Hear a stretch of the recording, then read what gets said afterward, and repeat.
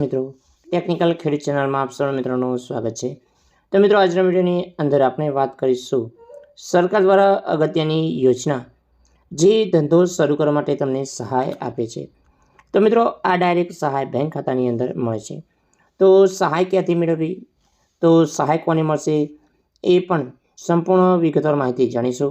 તો વિડીયો અંત સુધી જોતા રહેજો। જો તમે અમારી ચેનલ પર નવા છો તો ચેનલને સબસ્ક્રાઈબ જરૂર કરજો। તો ચાલો મિત્રો આજનો વિડીયો શરૂ કરીએ। તો મિત્રો વિડીયોની અંદર શરૂ કરતા પહેલાં સૌથી પહેલાં તો આપણે જાણીશું કે મિત્રો તમે જાણતા હશો કે તમારે કોઈ પણ પ્રકારે ધંધો કરવો છે અને ધંધો શરૂ કરવા માટે કોઈ પણ તમારા જોડે મૂડી નથી, પૈસા નથી અને તમારે પૈસાની જરૂર છે। તો મિત્રો આ જે ધંધો શરૂ કરવા માટે સહાય તમને આપે છે 3 લાખ રૂપિયા, એટલે કે 3 લાખની લોન આપે છે। તો આ લોન તમે ધીરે ધીરે ભરપાઈ કરી શકો છો। તો મિત્રો તમે જાણતા હશો કે કોઈકના જોડેથી વ્યાજે પૈસા લો છો તો મિત્રો માત્ર તમે એનું વ્યાજ ચૂકવી શકો છો, જે એની મૂડી છે એ ચૂકવતા વાર લાગે છે।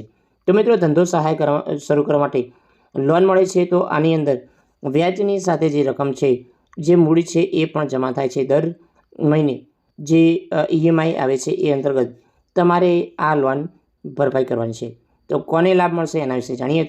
તો મિત્રો વિડીયોની અંદર આપણે વાત કરીએ કે સરકાર દ્વારા સૌથી મોટી યોજના શરૂ કરી દેવામાં આવે છે કે ગુજરાતમાં પછાત વર્ગ વિકાસ નિગમ અંતર્ગત જે આ યોજના છે કે સીધી ધિરાણ યોજના હેઠળ ઓનલાઈન અરજી કરવા અંગે જાહેરાત ઓનલાઈન અરજી કરવાનું શરૂ થઈ ગઈ છે।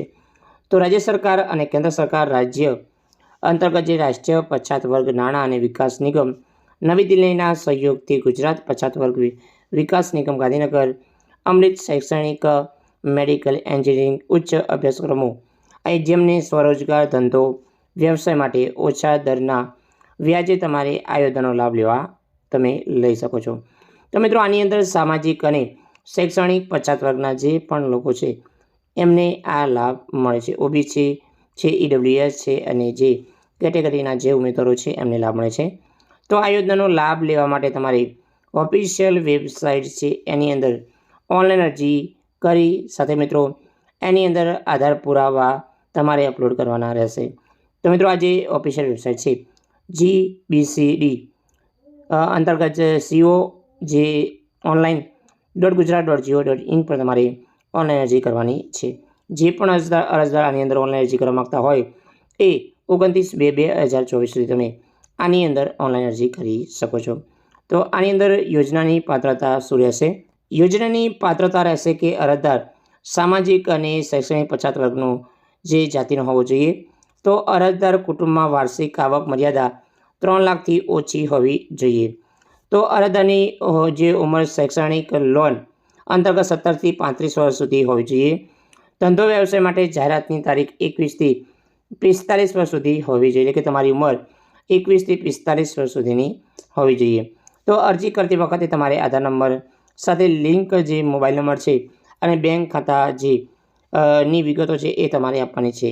તો અગત્યની જે માહિતી જાણીએ તો અગત્યની માહિતી છે કે જે અરજદાર સામાજિક શૈક્ષણિક પછાત વર્ગની જાતિમાં આવે છે, જે જાતિવાઇઝના નિગમો જેવા કે ઠાકોર કોળી જાતિ ગુજરાતમાં ઠાકોર કોળી વિકાસ નિગમ, રબારી ભરવાડ જાતિ માટે ગુજરાત ગૌપાલક વિકાસ નિગમ, વિચરતી વિમુક્ત જાતિ માટે વિચરતી વિમુક્ત જાતિ વિકાસ નિગમ, લઘુમતી સમુદાય માટે ગુજરાત અલ્પસંખ્યક નાણાં વિકાસની સરકારશ્રીની અલગથી રચના કરેલ છે, જેથી તે અરજદારોએ એની અંદર શક્ય હોય તો ત્યાં સુધી તમારે નિગમ અરજી કરવાની રહેશે।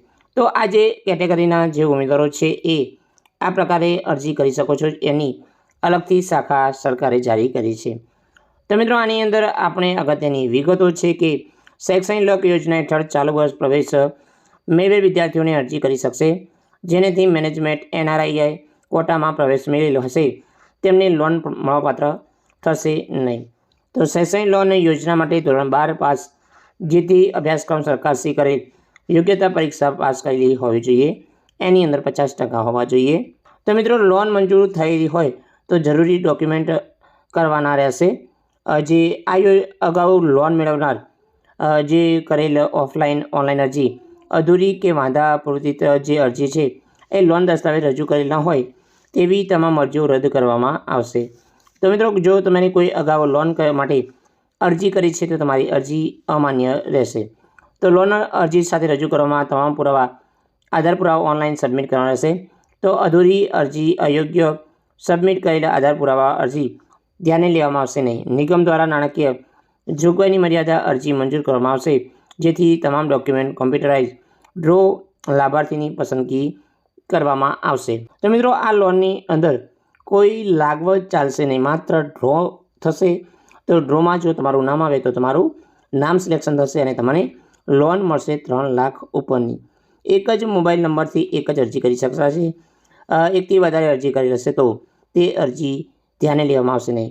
તો ઉપરોક્ત આપવામાં આવેલ જાહેરાત સંબંધિત મળનાર લોન અરજી ગ્રાન્ટની ઉપલબ્ધ જિલ્લાવાર, જાતિવાર, સામાજિક અને શૈક્ષણિક રીતે પછાત બક્ષી પંચ જાતિના વસ્તીના પ્રમાણમાં મંજૂર કરવાનો અધિકાર નિગમનો રહેશે। તો મિત્રો, આ જે અગત્યની યોજના છે એ અંતર્ગત તમારે 29/2/2024 સુધી તમે લોન માટે અરજી કરી શકો છો અને પોતાનો ધંધો શરૂ કરી શકો છો।